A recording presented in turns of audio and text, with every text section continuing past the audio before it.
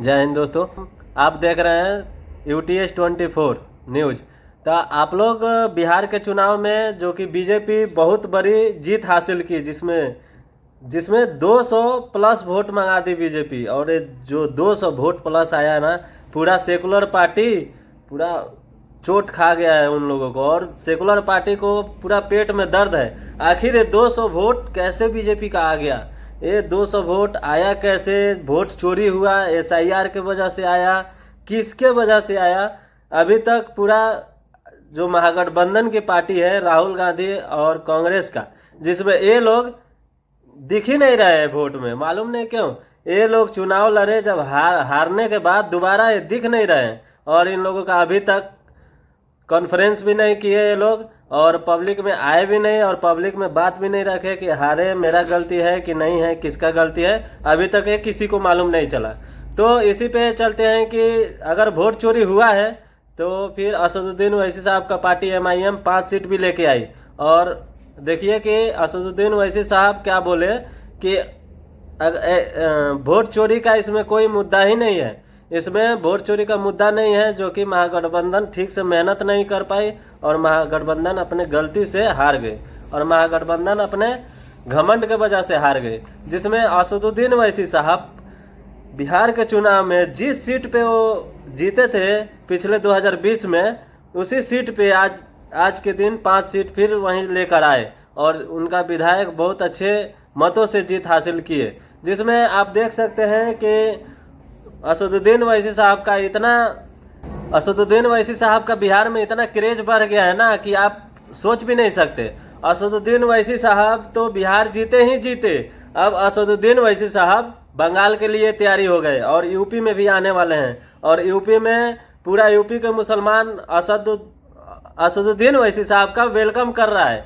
और असदुद्दीन ओवैसी साहब, जिसमें शायद लगभग 170 या 150 के सीट में MIM लड़ने वाली है, और MIM यूपी में कितना प्रभाव डालती है वो आप देख सकते हैं। अभी से ही अखिलेश यादव का पूरा परेशानी और हरासमेंट हर चीज दिखने लगा अखिलेश यादव का। और अखिलेश यादव का ही सबसे ज़्यादा ये था कि बिहार में किसी भी तरह महागठबंधन जीते, और असदुद्दीन ओवैसी साहब का एक भी वोट ना आए। असदुद्दीन ओवैसी साहब का वोट काटने के लिए सापा का और महागठबंधन और RJD का जितना भी प्रत्याशी है, जो यूपी से बुलाया गया है, सारा सीमांचल में इकरा हसन जाके स्टेज पर प्रोग्राम दिए सीमांचल में, और इकरा हसन को बुलाए अखिलेश यादव ने। और अखिलेश यादव भी सीमांचल में गए और मुसलमान को बहलाने की कोशिश की है, लेकिन वहाँ के सीमांचल के मुसलमान बहुत समझदार थी, जो कि असदुद्दीन ओवैसी साहब का सपोर्ट किए और असदुद्दीन ओवैसी साहब का वोट दिए। और इमरान प्रताप गिरी सीमांचल में जाके यहाँ तक भी कह दिए थे कि यहीं के आदमी को डिप्टी CM बनाएंगे। इसके वजह से असदुद्दीन ओवैसी साहब का एक सीट, जो कि बलरामपुर में 389 वोट से बलरामपुर में असदुद्दीन ओवैसी साहब का एक कैंडिडेट हार गया। जिसमें आप देख सकते हैं कि इमरान प्रताप गिरी इतना वैसी का वोट काटने के लिए इतना मेहनत किए, लेकिन इमरान प्रताप गिरी से कुछ हुआ नहीं। यहीं पे आप देख सकते हैं कि संजय सिंह, जो कि आम आदमी पार्टी के नेता हैं, जब संजय सिंह से पूछा गया कि असदुद्दीन ओवैसी साहब के वजह से महागठबंधन हारी है क्या, तो संजय सिंह का क्या कहना था? संजय सिंह सांसद है और बहुत बड़ा चेहरा है।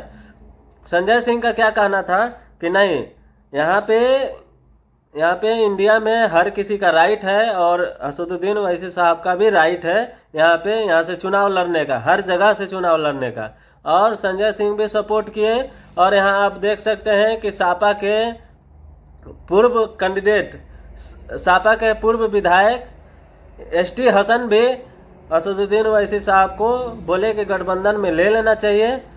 मैं बात करूंगा अपने प्रदेश अध्यक्ष अखिलेश यादव से, मैं बात करूंगा कि असदुद्दीन ओवैसी साहब का गठबंधन में ले लेना चाहिए। ये सापा के पूर्व विधायक का कहना है, ST हसन। और आप देख सकते हैं कि एक जाने माने चेहरा है अवध ओझा, जो कि शिक्षक है। जाने माने चेहरा आप देख सकते हैं कि अवध ओझा का भी वहाँ से MIM के बारे में और असदुद्दीन ओवैसी साहब के बारे में क्या कहने को मिला कि असदुद्दीन ओवैसी साहब हर वो नीचे स्तर पे, जमीनी स्तर पे खड़े होके वो अपना चुनाव लड़ते हैं। इसके वजह से बिहार में वो जीते और इसके पहले अभी भी वो जीत के आए।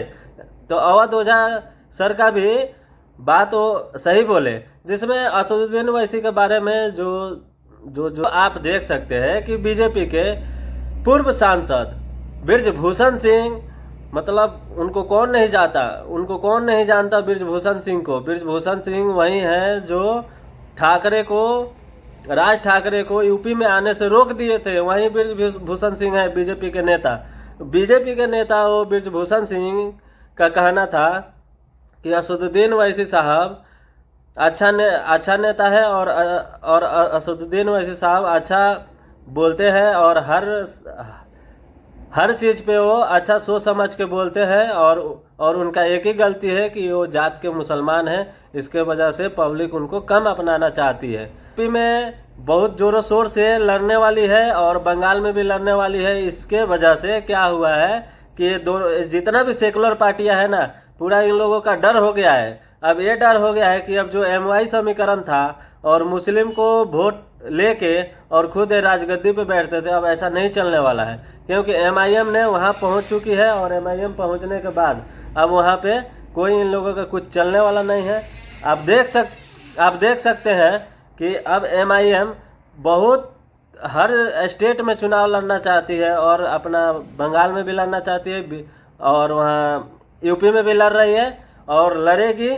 और यूपी में जो वोट का आएगा अखिलेश यादव का अभी से ही डर हो चुका है। अखिलेश यादव, अब देखते हैं कि क्या अखिलेश यादव महागठबंधन में शामिल करेंगे या कि खुद अकेले लड़ेंगे। अगर अकेले लड़ेंगे तो वहीं तेजस्वी जैसा हाल होगा, जो कि तेजस्वी यादव बिहार में 25 सीट पे सिमट गए। वैसे ही देखते हैं कि सपा का भी कितना वोट आएगा। अभी तो नहीं बता सकते, लेकिन बहुत बड़ी नुकसान होगा अखिलेश यादव का। तो हर किसी वो नेता जो सोच समझ कर जो राजनीति करता है और जो नेता को पूरा ज्ञान है राजनीति के बारे में, वो नेता चाह रहा है कि असदुद्दीन ओवैसी साहब को महागठबंधन में ले लेना चाहिए। लेकिन ये लोग घमंड के पाले हैं और इन लोगों का घमंड ज़्यादा है। वहीं के घमंड इन लोगों का टूट रहा है और टूटना भी अच्छी बात है, जाहिर सी बात है कि टूटना चाहिए। ये लोग को जो घमंड है ना कि मुस्लिम का वोट ले लें और खुद अपने गद्दी पर बैठे। मुस्लिम 20% है तो 20% के हिसाब से उन लोगों को सीट नहीं मिल रहा है, उन लोगों को टिकट नहीं मिल रहा है, उन लोगों के राज्यसभा में नहीं भेजा जा रहा है। तो इसके वजह से मुस्लिम को भी आईना दिखा रहे हैं असदुद्दीन ओवैसी साहब। और जो आईना असदुद्दीन ओवैसी साहब दिखा रहे हैं, अब मुस्लिम को भी समझ में आ रहा है नहीं मेरे साथ तो गलत हो रहा है। जितनी भी सारी सेकुलर पार्टियां हैं ना, बहुत मुस्लिम को खोखला करके रख दी है और मुस्लिम को इतना खोखला करके रख दिया है कि अपना मलाई खाने के चक्कर में है। और मुस्लिम के नेता को जो भी है, अगर आज पुराने इन लोगों के सेकुलर पार्टियों में जो पुराने नेता थे, उन लोगों के पीछे से साजिश करके अंदर घुसवाने का काम किया है। अब बिहार में भी जा सकते हैं, शहाबुद्दीन के साथ क्या हुआ, आप इधर सपा के नेता आजम खान के साथ क्या हुआ, इधर आप देख सकते हैं कि अतीक अहमद के साथ में क्या हुआ। तो ऐसे नेता जो गद्दार नेता थे, इन लोगों को जेल में घुसाने का सेकुलर पार्टियां जो है ना ऐसा काम कर रही है। तो चलिए, आप लोगों को वीडियो कैसा लगा? अगर वीडियो अच्छी लगी हो तो वीडियो को लाइक करना, कमेंट करना और सब्सक्राइब करना ना भूलें।